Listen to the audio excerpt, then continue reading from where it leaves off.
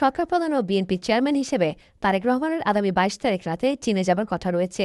দুই পদে এটি তার প্রথম চীন সফর, যেখানে চেষ্টা থাকবে দুই দেশের পরীক্ষিত বন্ধুত্বকে ঝালিয়ে নেয়ার। ৫ দিনের সফরে চীনের রাষ্ট্রপতি, প্রধানমন্ত্রী এবং সিপিসির চেয়ারম্যানের সাথে বৈঠক করবেন তারেক রহমান।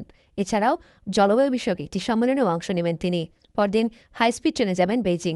সেখানে বাংলাদেশের পক্ষ থেকে চীনের বিনিয়োগকারীদের জন্য আয়োজন করা হয়েছে ইনভেস্টমেন্ট সামিটের। এরপরই চীনের বহুজাতিক প্রতিষ্ঠান চেরি, হান্ডা, চায়না টেক্সের সাথে বৈঠকের কথা রয়েছে প্রধানমন্ত্রীর। একই দিনে ঐতিহাসিক গ্রেট হলে যাবেন তারেক রহমান। চীনের প্রধানমন্ত্রীর সাথে সেখানে বৈঠক হবার কথা রয়েছে। পরদিন দেখা হবে প্রেসিডেন্ট শি জিনপিং এর সাথে। প্রধানমন্ত্রীর চীন সফর নিশ্চিতভাবেই একটা ভূকৌশলগত এবং ভূ রাজনৈতিক গুরুত্ব রাখে, এই বিষয়ে কোনো দ্বিমতই নাই।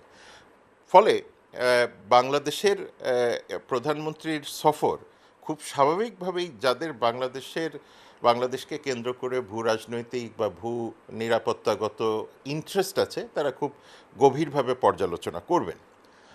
কিন্তু আমি যেটা মনে করি অন্ততপক্ষে, যে যদি আমরা গ্লোবাল পাওয়ার ইকুয়েশনে দেখি তাহলে খুব বেশি রকমের কোনো অস্বস্তির জায়গা নেই। কিন্তু রিজিওনাল পাওয়ারে যদি দেখি বা রিজিওনাল ব্যালেন্স অফ পাওয়ারে যদি দেখি, খুব স্বাভাবিকভাবেই বাংলাদেশের সাথে চীনের ঘনিষ্ঠ সম্পর্ক এবং অলরেডি ঘনিষ্ঠ সম্পর্ক মার্কিন যুক্তরাষ্ট্রের সাথে, এই দুইটা হয়তোবা নতুন ভূ রাজনৈতিক মাত্রা এই দক্ষিণ এশিয়াতে যোগ করবে। চায়নারও সাপোর্ট লাগবে। আমার এলডিসি গ্র্যাজুয়েশনে আরও 2টা ধাপ বাকি আছে। আমার আসিয়ানে মেম্বার হতে চাই আমি, বা অবজারভার হতে চাই। আরসেপে আমি মেম্বার হতে চাই। আমি যেভাবে ইন্দো প্যাসিফিকে বা বিগ বি, যা ইন্দো প্যাসিফিকের সহযোগী একটা ইনিশিয়েটিভ, সেখানে যেমন আমার অ্যালাইন হওয়ার বিষয় আছে, সেখান থেকে পাওয়ার বিষয় আছে।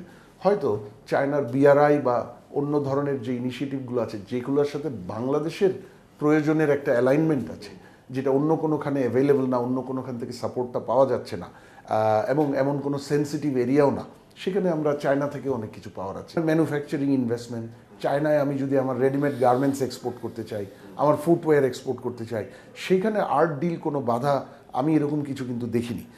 বরঞ্চ আর্ট ডিলের যেগুলো মানে সব যে কোনো চুক্তিতেই সবার জন্য সব ভালো থাকে না, দুই পক্ষের জন্য ভালো খারাপ মিলিয়ে থাকে। এটা নেগোসিয়েশনের আসলে উপর নির্ভর করে।